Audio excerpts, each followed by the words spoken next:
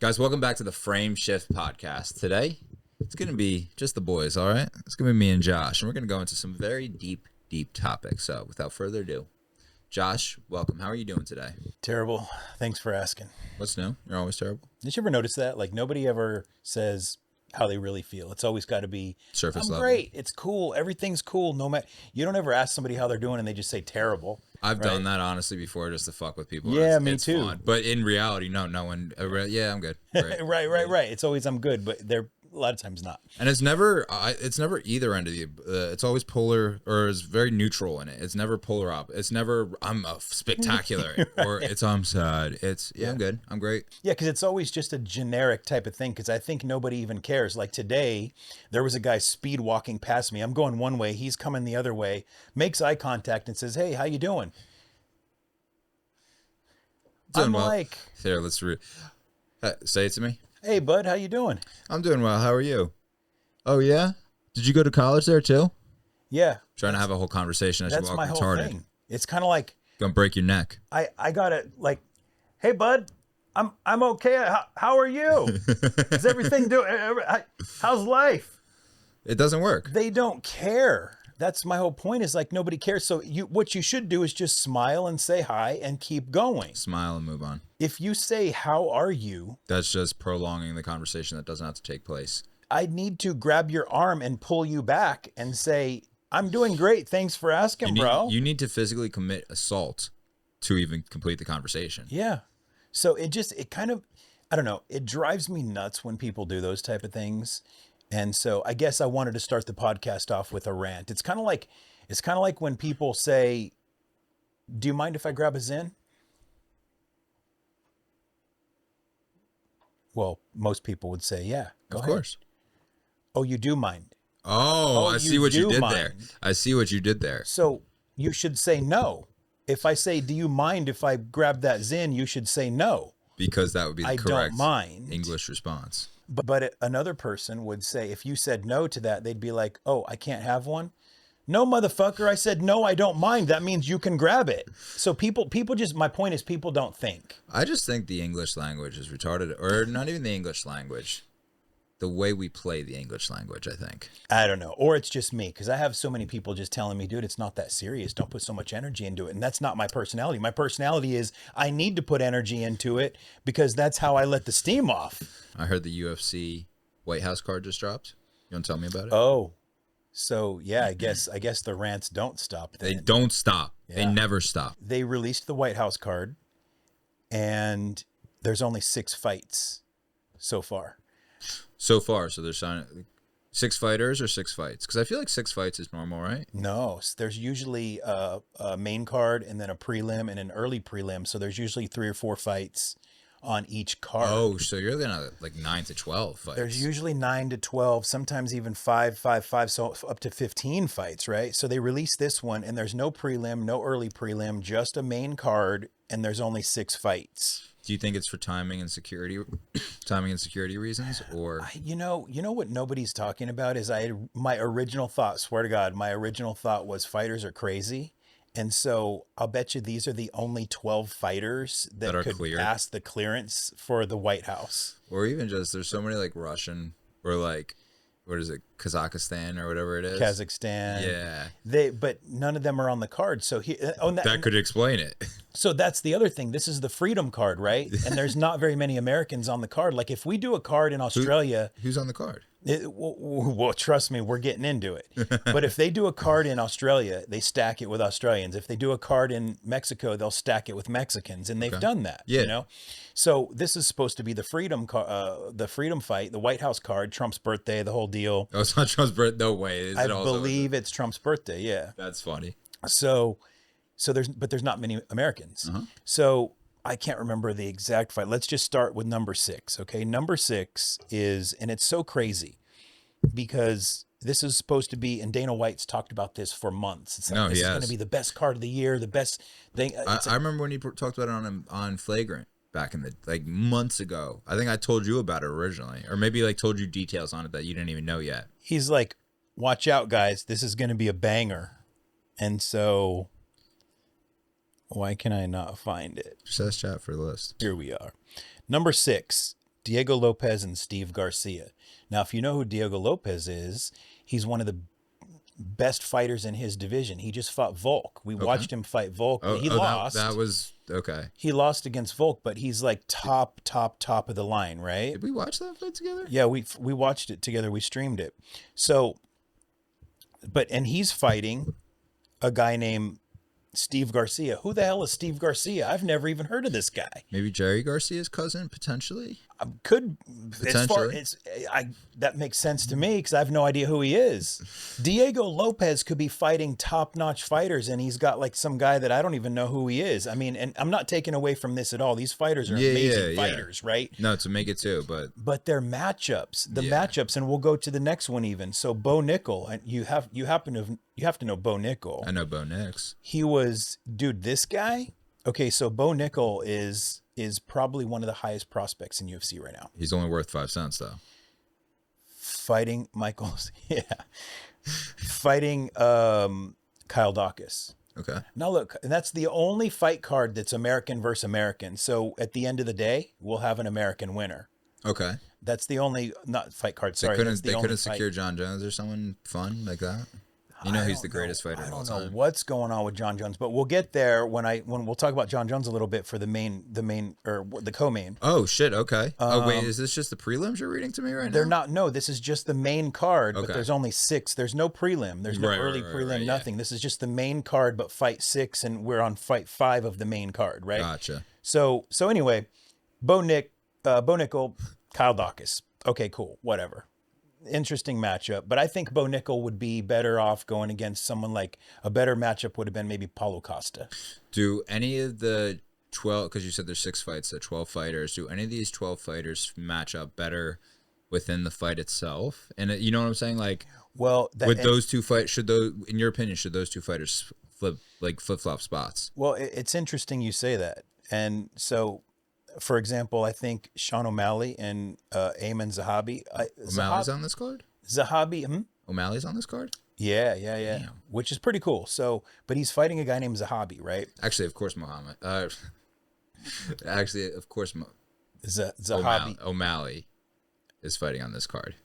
Why? Isn't he a huge Trump supporter? Or was it? Oh, yeah, of course. Actually, a lot of the non-Americans are, like, a lot of the Brazilians, a lot of UFC fighters do favor Trump. Well, that makes sense because, just Dana's leaning probably. Yeah. Not company policy, but company leanings. Yeah. So Sean O'Malley's on the card. He's fighting Zahabi. Now, this is interesting because I think Sean O'Malley's favored, but what's weird is it's a stylistic matchup it doesn't favor Sean. Sean's been on the downside a lot, I feel like. Kind of, but he's a striker, but he's not, and I feel like Zahabi's just going to take him down. He's a ground and pound kind of guy. Zahabi's a good striker too, but because O'Malley's a striker, he's probably going to mix it up. Like, did you watch the Oliveira Holloway fight? No, I didn't. I saw that a lot on highlights, but no, I did not see that. This is the same thing. So I feel like Zahabi's just going to take and ragdoll O'Malley, possibly. I don't know, but that's what Oliveira did. And one of the best fighters of all time, Max Holloway got ragdolled for 5 rounds. And you're saying it was a bad matchup for Holloway too? Because it was, yeah, exactly. Because Holloway's he is so past his prime, I feel like. It's been 10 years past his prime, I feel like. Or maybe he was in his prime 10 years ago. He's maybe not that long ago, but yeah, I mean, in his days when he was fighting like Conor McGregor and who's the other guy? Mighty Mouse and who's the Brazilian? Oh my God, we know his name. Not Belfort, right? Vitor? No, the small little guy, the fighter, the Brazilian guy. I can't remember his name, but that was his heyday, right? Yeah, but that's the thing. So he was fighting strikers. Conor wants to go in and strike. All these guys want to go in and strike. So as soon as you put him with somebody, and the thing is, during your fight camp, wouldn't you just try to train a little bit on ground? Isn't that on your coach if he's not training that? And that's the frustrating thing. And I don't want to get too far off of the White House card, but then there's this whole thing with the BMF belt.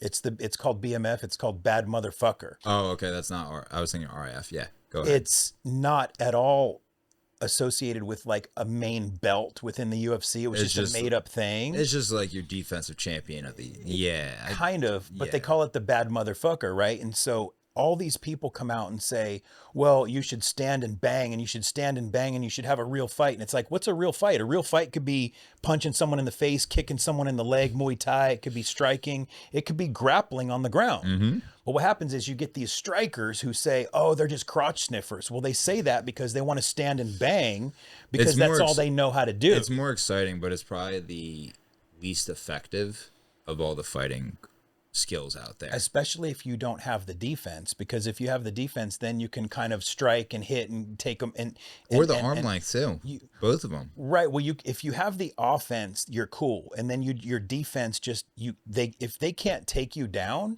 then you're good. Yeah, but if you have no defense, and Holloway just kept getting taken down, and it's like, yeah, that could be boring, but for me, it's the opposite. I love that because it's strategic. Yeah. Once you get him on the ground, you could do an arm bar, you could do a rear naked choke, you could do a leg lock, you could do whatever you want to do. Once you know the sport or the thing, that's when like those little strategic things start to, like, I don't know UFC well enough. It's like football for me. Yeah, all I want to do is throw the deep pass. Remember we were talking about like, oh, why can't they just throw the middle pass? It's because there's strategy behind it, like you're saying right now. It's called the baddest motherfucker, and all they do is go crotch sniff. Well, hey, crotch sniffing is like probably, look, dude, who said it? Victor Sally came on and said Rorion Gracie was the one who started the UFC. So a Brazilian jiu-jitsu guy started UFC, and it's called mixed martial arts. Don't go in here and say every fight needs to be someone's taking someone's head off. That's what boxing. Not. That's literally what boxing is. Go box. Yeah, that's literally what the boxing is. So anyway, so sorry about that. So 2 more fights, and then we can move on. But so the co-main event. This is interesting because have you heard of Alex Pereira? I know the name. I don't know if I've seen him. Or he's like one of the older guys. I've probably seen him fight back in the day. He's not an older guy. He's actually relatively new. I have not seen him fight then. He's relatively new in the fact that he's already won belts in 2 divisions, and he's moving up to heavyweight to fight Cyril Gane. I know that name. The French fighter, right? And so if he wins, he'll be like one of only a couple other fighters that have ever won belts in 3 divisions. So he won in welterweight and then in light heavyweight, and now he's jumping up. Didn't we see someone do that? My bad. What is he jumping up to? He's jumping up to heavyweight. So Cyril Gane is 250, and Alex Pereira fights at 205. But he cuts to 205, so he walks around at like 230, 235. Still, yeah, that means that the other dude walks around at 275 and cuts down to 255. I think he's typically around the heavyweights don't fluctuate. Okay. So they don't have to weight cut. So Cyril's always probably about 250, but it's still going to be a 15-pound weight difference. And in any other division, that would never happen. Only in heavyweights does that happen. So even if Alex Pereira stays at 235, he's still going to be probably 15 pounds lighter going into it, unless he does a serious bulk, which I don't think he'll do because he still wants his speed. So we'll see. That's the only, for me, that's the only interesting fight on the entire card, only because I'm rooting for Pereira, who's a Brazilian fighter, by the way, to come out of there with that third belt in the 3rd division. That'd be so pretty sick. Didn't we see that happen recent? We were streaming a fight, I think, and we saw someone take, was it 2 or 3 belts though? I think Henry Cejudo just retired, but he had a belt in 3 different divisions as well. So the main fight is John Jones. Well, it should have been, and that's the thing. We don't have Colby Covington, Trump supporter. You'd think Colby would be in there. You would think Colby would be. We don't have Bryce Mitchell, Trump supporter, Patriot. Why is Colby not in there, though? Exactly. I have no idea. That one doesn't even make sense. And there's no girls on the card. Why? What's wrong with that? Like, we don't have Ronda Rousey. Ronda makes somewhat sense because she has a deal with WWE, and they definitely said, no, you're not doing that. Is that what they said? I didn't hear that. I'm going to assume if she had asked, that's what they would say. Yeah, because, I mean, there were rumors that she was supposed to be on the card. Yeah. With Conor McGregor, with Colby, Colby Covington, I think was. And so none of these names came out, so everybody's kind of like wondering why, And so, anyway, The main fight is Ilia Topuria, who's a great fighter, watched him by the fight. way. We watched him fight. We streamed one of his fights. Yeah, so he's the champion, and then Justin Gaethje. Oh, isn't that the fight we watched? We watched Justin Gaethje get knocked out by Max Holloway, who just got ragdolled by Oliveira. I didn't see the Holloway fight. I didn't want it. Gaethje was fighting someone else. That's right. Who did Ilya? No, because they were all comparing on the chat with Ilya. We were bringing up. Okay, regardless of that, why is John Jones? So we just don't know why John Jones isn't fighting. He probably couldn't get cleared. He's probably still in jail or something, or on probation and can't get the clearance to fly. I don't know. No, he can't get the clearance to like be on the White House grounds. It's so crazy. Yeah, I could be wrong. I believe it. I could believe. Oh wait, I think Dana also said that he doesn't. There's so much money going into this production, $60 million, that he doesn't want to take the chance of something happening with John. And John has done so much shit to prove that he just isn't reliable enough. Yeah, I mean that could be it. It's a good reason. But $60 million. Reason. So they're saying they're not going to make any money on this. It's just a pure marketing play, and that's all it is. They're going to make money on it. I don't care how much they spend. This is going to be so big. The whole world is good. They're going to make money on this. Well, I hope so, because Dana White, he's already getting a lot of flack for this card, because remember when the Sphere opened up and he was promoting the Sphere. It's going to be the biggest thing. That was a complete bomb. People hated watching fights in there, didn't they? I believe so. Yeah. And it wasn't as great as he hyped it up to be. And so this is the thing that's supposed to be comparable to that, which is like this big White House card. And we're already being let down on the card alone. I know we've talked about this before. We have to again. Reminds me of Idiocracy, the movie. Well, yeah. It's kind of badass in one way. Look, that like we're getting to this point where things like this can happen. I don't know if badass is the term I would necessarily use in there. I could picture the same way, what's his face? Terry Crews. Same way Terry Crews sat up on his throne in Congress. I could see some sort of throne being erected and Trumpster just sitting up there. Mm-hmm. Watching from above. Yeah, I could see something like. Look, and dude, if that happens, I will be putting the meme. I will be the first person to put the meme up of Terry Crews down here and Trump doing it up here. Hey, look, politics were boring before Trump, and he made it cool. Like, look, he made it exciting, and it's a little exciting, and people are excited, because politicians are boring. Look at all the presidents are just boring, and he makes like things kind of exciting, So like, I feel like. Just having him tweet and having him look, he was the first president he basically did a press conference almost every day. We were lucky if we had a president do 3 or 4 press conferences in an entire year. It was tough, but so $60 million is going into this. And so the cage is supposedly on the White House lawn. Yeah. He had to, I think it was like $5 million just to level the lawn to make it flat or something. Just to like level that. It. And then they got to rip all that grass out and then resod and then the put entire it back the next thing. day. Well, I don't know if exactly. And then next week, next day, whatever it is. Yeah. So there's so much going on with it that, just to protect the president's probably 50 million of that, but no, I'm just kidding. that would be on Secret Service, but that is an interesting thing. Like, I forget what I was watching, but I watched something and saw like, there's going to be almost no fans here. There's going to be like no crowd. Yeah. Because the level of clearance you have to go through is just so intense. Yeah, exactly. Like, I don't remember, he said a number, maybe a couple hundred people or something like that, but it's like very close friends and family and stuff. But yeah, that's it. There's not going to be like just, normies aren't showing up to this one. No, this is not one you just go on FanDuel or Ticket Hub or whatever the fuck, StubHub. Well, I tell you though, the Nelk boys will probably be there. If anyone's getting invited, the Nelk boys would be invited, I think. Although I don't know how, ever since the Netanyahu shit went down, I don't know. Oh, that was a while ago though, wasn't it? They never really fully recovered from that one. They took a hit on that one. I don't know. I don't know how much political stuff they've done since that. Yeah, I didn't know they took that big of a hit. Wow. Okay. That was even they came back and backtracked and said, yeah, we probably should have done that differently. Yeah. No. So they could be there. Theo Von will be there. All those those guys will be there, and Nina Drama will be there. Do you ever watch Nina Drama? I have no idea who that is. She looked like so much thicker. Girls are optical illusions, bro. She was sitting, and the way she does interviews is she's sitting here, and then who she interviews sits right next to her. They know their angles. her ass and her legs looked so much thicker than the dudes next to her.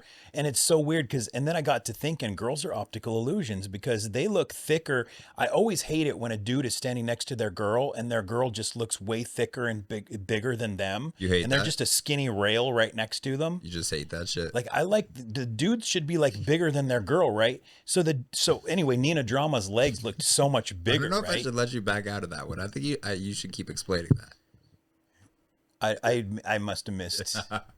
Just talking about how much you like the dudes, or you're upset about the dude's asses not being as It nice. frustrates me when I see a dude standing next to their girl and their girl looks bigger than them. That flusters you a little bit. Yeah. Okay. I'm just double checking. There's nothing wrong with it at all.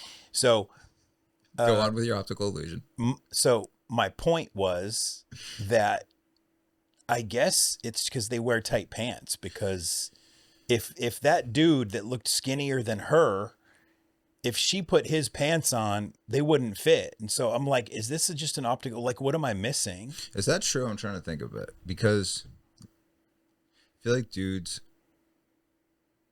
legs are just smaller in general, but they weigh more because there's more muscle involved with them, maybe. Well, yeah, I'm not talking about way more. I'm just talking about the optical illusion, the way it looks, like their legs just look bigger, but isn't it an optical illusion? I don't know.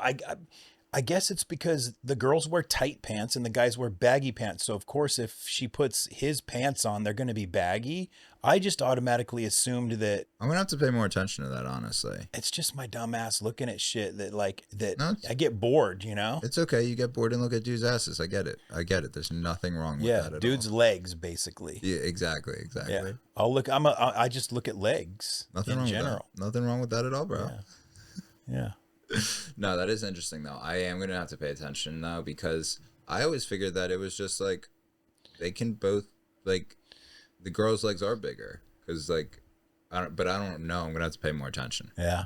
I don't know. We'll get back to y'all on that. So one of the last episodes, we talked about all the best TV shows on the face of this planet for the last 50 years.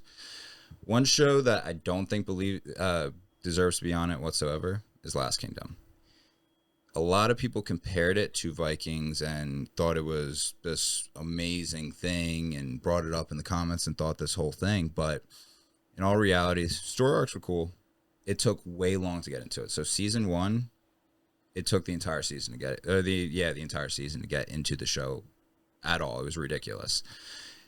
If it wasn't for those comments, I probably wouldn't have even sat through more than 5 or 6 of those episodes, to be honest with you. And when you look at it that way, it's like, how can you even think about this as one of those best shows ever? It was a good show, but it should have ended earlier. Should have ended 2 seasons earlier. I think it went for 8 seasons or so. Probably should have ended 5 or 6. And, Uhtred was a great character. His story arc was amazing. His story overall was great. How he was born Saxon, he was born English, got raised by the Saxons, and then became English again. And it was a great storyline and everything, but his supporting characters were good, not great. It just didn't really make the cut. And I think Vikings, in every way, shape, and form, beats it. From, it just puts you into the show. It makes you feel like you're in that show. Last Kingdom never did that for me. That's just a personal preference, though, right? 100%. So, what about the people who do like Last Kingdom? What's their angle? I would say they like the perspective better. So the perspective in Last Kingdom is just the English side of things. You see some Saxons, you see their perspective at times, but 90% of it, it's all the English perspective. For me, I like the ferocity and the fierceness that the Vikings side possesses and showed. And you just never felt that with the English side, in my opinion. Even though there were so many people in the comments saying that they thought Last Kingdom was better. A whole bunch of people said Last Kingdom was better. A whole bunch of people said Game of Thrones was better. I'd say I'd say most people agreed with me. But no, there were a large group of people that said Game of Thrones was better, and and Last Kingdom was better. I still have to watch it. I haven't gotten into it yet. So every time I think I'm going to turn it on, I'm just like, ah. Well, you watch podcasts too. You don't like. I watch podcasts and documentaries mostly. So Yeah. like, I don't know if Vikings, I mean, look, for a long time, I believe it or not, and we spoke about Breaking Bad, but there was a long time that went by before I actually got into it, before I even like wanted to watch it. But once I started watching it, then I got hooked. So it could be that way with Vikings. It's just that I haven't had that motivation to go there, to click on it, to get hooked. I'm trying to remember what the first, because it's probably been 3 months since I watched that show. I'm trying to remember what the first episode was, and I guess the fact that I don't really remember it isn't a good thing, but I know within 3 episodes I was hooked. 2-3 episodes. Game of Thrones, amazing first episode. Breaking Bad, fucking great first episode. Right off the rip, Breaking Bad, like, if I don't get hooked immediately, like if I don't get hooked in like 2 minutes, like I'm, especially with a movie or a TV show, I'm just out. I click off of it. Imagine waiting a whole season. 60-minute episodes. Yeah, like I can't. It's 12 hours. It's 10 hours. It's crazy to think about. I get referred movies all the time or TV shows, and I click on it and I try it, and they're like, "Did you watch it? Did you watch it?" Like, you have to wait 30 minutes. Just wait 30. You got to let it get there. And I'm like, no, I don't want to. Why wait? There's something else I can click on. I can't get there. I didn't get there, and so they're like, "Why didn't you give it a chance?" I'm like, "Bro, I couldn't do it." Mm-hmm. So I'm not that dude that just sits there in the movie theater or in, I don't know, in the living room or whatever with popcorn. Yeah. Like, oh my God, like this is gonna get better. Yeah, no. I can't. It doesn't get better. Last Kingdom doesn't get better. It doesn't even start. You're saying so it doesn't even have the build hook. up. The build up takes so long that it's just like, fuck, what am I waiting here for? Yeah. And Uhtred is he's developed very well, but there's just, it's not worth it, guys. It's not worth it. And Vikings is like, so very worth it. Our boy Alexander. Is he in it? So how long does it take for him in the first episode to even be? Season 1, it's like a little boy that plays Bjorn. Because it's him as like a 10-year-old. Oh, but he's not. But it could be him. It totally could be him. Because, I mean, it was, I don't even remember. Was it 10 seasons? 8 seasons? I don't remember exactly. But it was a lot of seasons. Like, I could see him going from like 12 to 22 or something like that during that time. And it could be the same person. I'm just not sure exactly. And Travis Fimmel, the person that plays Ragnar, I mean, he ages. You can see the progression over the years. He probably starts out at young 20s, and you can see that he's mid 30s by this point. Oh, but is there partly some movie magic type, like I don't even think they use makeup and stuff like that, or are they just makeup to an extent for sure, but not like movie magic where it's like VFX or something like that. Because in this show is also not one season per year. Because some shows do multiple seasons through in 1 year, though, right? I feel like I don't really remember how were shows released back in the day. There's some shows even today, I think, that do like a season 2 within the same like calendar year, like within a quarter, like within a few quarters, kind of thing. Yeah. And then there's like a Sopranos or something like that. That's 1 year releases 1 year. Or Game of Thrones. Game of Thrones was like 2 years in between seasons. That was crazy. Was it like that? Yeah. So what I was getting at was like, I guess the progression for like the 10 seasons. I don't know that they were 10 years older by the end. Yeah, it could have been. Yeah, no, I would say it's probably at least 10 years. I'd say it might have even been like, we should look that up. Not right now, but we should look that up and never tell anybody the answer. Yeah, just for no apparent reason. Yeah. I'll put it in the caption of the clip, okay? So that was that. What else did I have on my list of things to hit? Do you want to hit something real quick while I think of my next thing? Or we're both going to go on our phones. Actually, I have a whole list of topics that I haven't looked at in months. Yeah, let's see. Oh, there was the guy that chatted how to get rid of a murder. Oh my God. Darren Lee, I think. Okay, you want to introduce this one? No, you just sent me the clip and I was like, holy shit, this is crazy. Let me just double check to make sure that was Darren Lee. I was thinking, bro, it sounds like a wild situation. Nobody even needs to like chat that though. Bro. What was my response to you? My response to you was show him season 3, episode 4 of Breaking Bad. Actually, I can't even find this shit. When did I send this to you? Don't quote me on season 3, episode 4, but I'm just saying that. Do you remember that scene in Breaking Bad where the floor gave out. Oh, then, yeah. And then the barrel splattered all the way. It was just like goo. Oh, wait, I don't know. I remember the floor giving out. And it just like guts and brains just spilled out. And so what happens is that's the thing. You put a body in a barrel of whatever it is, some type of acid. Yeah, acid. Yeah. They did that in Breaking Bad, and Yeah. my joke to you was he shouldn't have chatted it. Like he should have just watched that episode of Breaking Bad. That would work better. No, so I forget who the NFL player is, but I think his name's Darren Lee. He's drafted by the Jets, I think, but apparently he just got taken down for taking out his wife, I believe. And when he did it, he decided to ask ChatGPT the best ways to do everything. And let me tell you, he asked Chat everything you could think of. And apparently they found blood all over the house. Yeah, that's insane. Literally blood all over the house. Darren Lee, former Jets first-round linebacker Darren Lee, allegedly asked ChatGPT how to cover up a murder after brutally killing his girlfriend. Yeah, that sounds like a solid chat thread to have in your phone. What do you know about it? Did Chat alert the authorities or something? I think he just got caught up. Like he got caught, and then they took his phone and searched his phone, and quite the treasure trove in that phone. I wonder if that could ever become a thing, though, where Chat would just automatically alert the authorities for something like that, or if I think they actually do that, or maybe it might not be. What is the fucking thing? There is. Some teacher was recently arrested for this, for taking pictures of the students.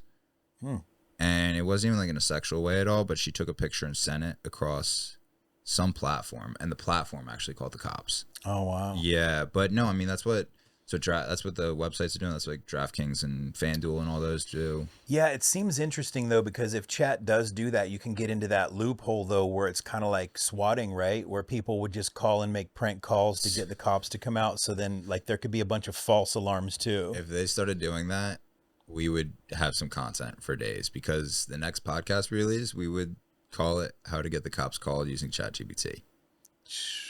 And then just kept trying until they showed up. And it would be fun. Well, isn't that what swatting is? Like, you could call the cops on your neighbors or something, or say somebody's, and then the cops show up. Exactly. But, like, do they have a defense for that, though, now? Like, do they know that just the law against it, just like 10 years in jail or something like that. Oh, so when the cops come and find out it was nothing, then they'll trace the line back, and then you're in trouble. Exactly. So how do swatters get away with it, or they don't? I mean, the smart ones don't. They just use, like, they buy a cell phone from Walmart and then just go do it. I was gonna say payphone. Yeah, payphone too, but they don't exist. Nobody. Yeah, I don't even think they exist anymore. I saw in America at least. Dude, I saw one the other day, and I almost wanted to take a picture of it because like it's an like antique? like the old No, I'm saying Pac like Bell, like as an antique or like a functional phone. Like if it was, I think it might have even been functional. I don't know. Okay. It was kind of one of those things where when you look at it, you're just like, holy shit, that exists. You want to literally stop and take a picture of it and say, bro, I think this is the only payphone that exists in Southern California. Yeah, no. I remember when I was younger, Whole Foods, I was going with my mom, and right by the bathrooms, there was like a bank of 3 or 4 fucking payphones there. And I just remember I was seeing them. And then I remember one day they were just gone. Thing of the past. Remember the days when they used to have the like booth around it? And you'd open the booth and go in, and you can close the booth. Like the Harry Potter style. Oh, well, the English style. Where the it's English like the red, style. Yeah, where it's like just a red telephone booth. That's what telephone booth. Yeah. I guess they also have them here, but they're like clear with the blue kind of thing. They used to be in like inner cities or whatever. Right. Then outside of 7-Eleven. Then they did without that, and it was just a payphone. And so, man, I gotta find out where that was, because I'm gonna take a picture and send it to you. Yeah, I can't remember the last time I literally saw one. Even antique. I know. Okay. Tim Walz was being questioned in Congress. He made a play on how dumb Walz was. Okay. And he went on this tangent, and he started back with Obama. And he said Obama wanted to pick somebody not as smart as him, so he went with Biden. Okay. And then when Biden was running, he wanted to pick someone not so as smart as him, so he picked Kamala Harris. Tracks. And then when Kamala Harris was running for president, she wanted to pick someone not as smart as her, so she picked Walz. And he was telling this to Walz's face in Congress, showing the progression of getting dumber and dumber until it landed on him. And I'm like, that's kind of fucked up. But then I'm like, no, wait, that's actually kind of badass. What was the crowd's reaction to what they said? Because to me, I've always heard it as you choose the person that's opposite you as your VP. Like, like politically complete opposite to capture all the people that you're not going to be able Well, to yeah, capture. that too. Yeah, there's that too. I think he was just like he was literally trolling Walls hard. No, that's level 10 trolls right there. But yeah, the true reason for picking a VP would be like the exact opposite, probably, right? To Like fill that other side that you're not going to be able to capture. age and gender and everything. So technically, I guess the Biden Harris thing should have worked if, I think that age was just a little bit too high. The You got- senile was setting in, to say the least. you got the old people and then just the old people, but then you got men, then you got women. Then, so yeah, I mean, I see what you're saying. Well, when are we going to get to the point of like, I guess JFK was like the last one where it's like a 45 or 50-year-old. Actually, Obama was like 45 when he took office, right? I think he was kind of young. He was kind of young. Aged quick as hell as the office does to you, but I know they always do, dude. yeah. But I mean, look, if JD Vance runs, he could probably be the youngest president because he's still in his 30s, like his late 30s. I just don't think he has a shot at winning. I think Although I think he has probably more shot than Newsom. he has more of a shot than Newsom, but if MAGA and everyone who voted Trump, because it was a landslide, this particular one, I think if they want to keep MAGA in office, they might vote JD. But other than that, or Rubio, Marco Rubio. Is Rubio still part of that thing? I feel like Rubio's been on it and off of it so many times. Rubio's like, I don't know why I'm forgetting his position. He's like, He was the governor of Florida or something of Florida. not sure. That's Ron DeSantis was the governor, but Maybe a senator, congressman, or something like that. maybe. But Marco Rubio has a good shot too. Okay. I think. He was. I mean, this isn't his first run, also, so that helps him out too. He was back in 2016. I think he ran too. That's right. I think he ran against he was running against Trump, and then that was when Trump called him Little Marco. He was always Little Marco. Trump had the best zingers back in the day. Yeah, and Best apparently ones. they made up or whatever. But yeah. I mean, that's the same with JD. JD was slanging that. That's true. Yeah. But I mean, I think we had it very good with Trump and Pence in office. I think Pence was a very good counterbalance to some of the outlandish things Trump maybe proposes at times. Yeah. That JD just doesn't have the strength to stand up to. But I think Pence, I mean, I'm sure he didn't get everything right, obviously, but yeah. I think that was a really good combo that we didn't see as such a great combo at the time. Well, yeah, it didn't end well, but I saw it as a good combo in the beginning, but yeah, that didn't end well. That ended in flames. Yeah, I was surprised to see him go hard against Trump because I don't know. I mean, and the thing is, we'll never know. And that's it. Like, we're never going to know the truth about situations. We're never going to know counts. We're never going to know that stuff. Like, it should be such an easy, simple, trackable thing. This is why crypto is an interesting thing, because if we could put it on some sort of, blockchain, we'd be able to track all this, and we'd be able to do things much quicker. And there wouldn't be a chance to be like, oh, it was stolen. It's either it was or it wasn't. Right. And I hope we can get to that. Yeah. And I mean, that's not the first time I was used. I mean, wasn't it technically stolen? Didn't Bush technically steal it from Kerry back in like 2002 or something like that? Oh yeah. I think they were all stealing, Yeah. But I mean, that's not the first fucking example either. Yeah. So I don't know who would be against that though. But at this particular point, I think a lot of the left is against, the voting like that way, right? Like, I mean, I feel like everybody's against it just because they don't understand blockchain technology. But utilizing blockchain technology in that way would make a lot of sense, in my opinion. And I'm not an expert in any stretch of the means, but from what I know, it would make sense. Yeah. Because all open ledger shit, it's all public, it's all visible. If you want to count every single one of those votes, you could. Voter ID is another big one, though. It's just like you have to have an ID to vote. I don't understand. I don't understand what the problem is with that at all. What is the issue with that exactly? I don't know. And I never even really thought about it until someone made it a point. They're like, well, you got to have an ID to do everything else, drink, or, you Or how get about just carded to at a verify bar. that you're a citizen of the United States? Well, right. Let's not even talk about illegal immigrants. If you don't have to show a voter ID, you could be some person from France or something just walking in and voting. Well, and we don't want to go down that rabbit hole, right? Or at least I don't think we do, but it's a conspiracy theory where they just allow it all to happen because they want those votes and they know they'll get those votes. I don't think that conspiracy theory is too far off, to be honest with you.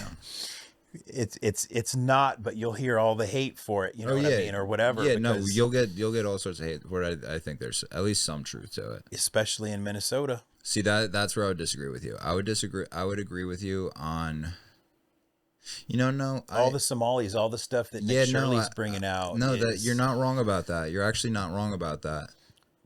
It's funny because I remember when, I don't know when this was, but Greg Abbott, the Texas governor, remember when he dropped like 2 busloads of illegal immigrants off in New York? No, in like Martha's Vineyard or something. Oh, it went to it went out there? I thought it was just New York. I know he sent a couple to New York too, but I think one of them went to Martha's Vineyard, and that's when people started changing their minds about things. Come on, man. You know what I mean? You're okay with it as long as they're way far away from you, but as soon as... Yeah, it's such hypocrisy. I mean, all of it's hypocrisy too. It is scary that we can't really trust, because we're getting to this point where we don't know who to trust. We can't even trust our own government. And literally. Like, that's actually quite scary. For anything. And here's something we can touch on a little bit. I don't know what to believe in terms of visuals even coming out. In terms of news with the war going on. Like, I see reports that Israel has been destroyed. But then there's all these reports that, no, that's crazy. And at this point, I don't know what to really believe in at this point. Maybe this is just one street I'm seeing. Maybe this street isn't even in Israel. Who knows? But I am seeing more and more talk about that. Or like how some hospitals in the Middle East are shut down because it's just filled with American servicemen. And which would speak to, I guess, that wouldn't say that there's more KIA, but there's at least more injured in action. I think I heard Pete Hegseth talking about this, where he said that, because there were those theories, and I think you had brought it up too, where like because they bombed a lot of American bases, right? But so Pete was saying that like weeks ahead of time, they had gotten everybody out of there. In that case, we abandoned some very fucking powerful bases. They weren't all just low-level bases, and that and 6 injury. So we just abandoned them because that's what you just said, what it sounded like outside of that, that's what it sounds like. Yeah, they abandoned them before they knew the fire was coming or whatever, because like I guess they're apparently, according to them, they're a few steps ahead of the... I hope so. The enemy. I hope so. But I mean, like I think we said this recently too, in one of our recent pods. The cost of these drones that are being used to attack wherever, and the cost of the defense is just, you're going to bankrupt yourself very quickly doing it. Well, unless they put gas up to $18 a gallon to cover it, Shit, I mean, we're getting close to there right now. We're getting close to there, but my thing is, why does a drone that is going to be completely wiped out, one use, why does it have to be so expensive? I don't know. So the drone is cheap. The drone's only like $20,000, but we're using Patriot defense missiles, I believe they're called, and those are what, $10 or $20 million a piece to take out one drone. And now like they're also using, I believe this is what we think, like cluster grenades to get past them. So you know what a cluster grenade is, right? Or a cluster bomb, whatever you call it. It's when you drop it and it starts spiraling, and like it's just raining fire down from a whole bunch of, like it just like a whole bunch of different rockets. Oh damn. So it confuses the shit out of the defense system, which means it's just firing off 10, 20, 30, 40, 50 million dollars in rockets, and there's 30 bombs getting through out of the 100. They're supposed to be smart though. So like even if they did drop that many, like they can kind of find their target or whatever, but does some of them... Well, it's just confusing the system because there's so many. If it's just one coming in, 2, 3, it's no big deal. It just goes and it's gone. But if it's so many, it's like, imagine a turret, an auto turret or something in a video game. It's just like, there's just too many. That's what it seems like. Yeah. But I wish there was a way we could trust a news source, something that that this is true. And at this stage in the game, I just feel like it's impossible at this point. Yeah, it's all crazy out there, man. I don't know what to think about that. I've never in my life heard of a 10 million, like one strike, Oh 10 yeah, million. that's pretty. I mean, that's not even crazy, bro. It's insane how much ammunitions is, and I mean, I'll say this. I don't give a fuck. It's part of the issue is that these people bid for the military contracts. And I mean, I don't know the exact numbers, but let's say it's $1 to produce one bullet. These contracts are like $5 a bullet or something like that. You know, whatever those numbers are, they're outrageously high per whatever it is. And it's just like, is it because the owner of what is it? One of the defense companies, like whatever, Halliburton or whatever. There we go. That's buddies with whoever's in charge here, and then they just want to kick back an extra 100 million or so to them, let them eat nice. Well, that's what I'm saying. That's my point. It's like, is it really worth the technology? Is there something in the technology that's allowing us to hit a specific target or whatever, or is it just overpriced? Because remember back in the day, that was Dick Cheney's whole thing, where he had a stake in Halliburton, and then that's why hammers were $200, and it's like, no, a hammer is $10. Why is it $200? Exactly. Is that the same with these bombs or these missiles or whatever? Is it $10 million because it's overpriced? A combination. We're using. Imagine using lasers to fight a sword war. Like everybody's using swords. You know, there's no reason to be using lasers. But you're not. I don't know. Maybe it was a bad example. I don't know.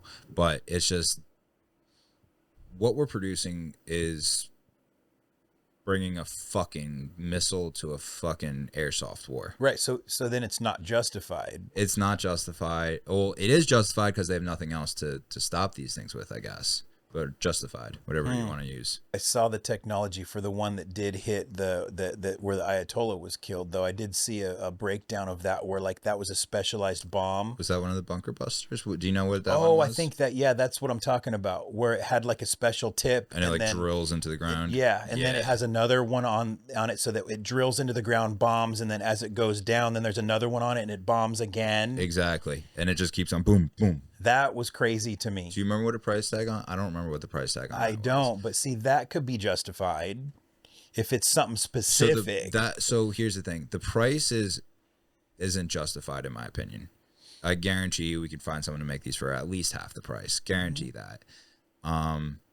But it also has so much technology in it, which means they are going to be more expensive than a stupid little drone. Well, and that was Trump's whole thing, was like if we could find someone that could do it for half the price, we would, right? Because that was his whole thing. He's like, I don't know if he said that or not, but they can find it. It's just they would rather pay their friends to do it because BlackRock or all those, you know. Well, that too, but Trump was known for like cutting cost and stuff, right? He rebuilt the embassy in like, what was it, Jerusalem or something, or I don't know, it ended up being it was going to be like $100 million or something. Don't quote me, I don't know exactly what it is, but like he said, no, we're going to use this existing structure and it's going to be beautiful, and we rebuilt the embassy in Jerusalem and it turned out awesome, and we only needed like 10 million or something. It was, and that kind of makes sense, I guess, architecture and that kind of thing. But like when it comes to defense, it's just always been this way. This isn't a Trump thing. It's just always been this way. And this is a lobbyist thing. Overcharge us, and it's worth it. Always happens. Always happens. Guys, this has been another great episode of the Frame Shift Podcast. So make sure you hit that like, hit that follow button, or I guess subscribe on YouTube. Let us know who you want to see on here, what topics you want us to hit, and we'll hit all of them. So you drop it, and we'll fucking talk about it. Guys, we'll see you next week. Peace.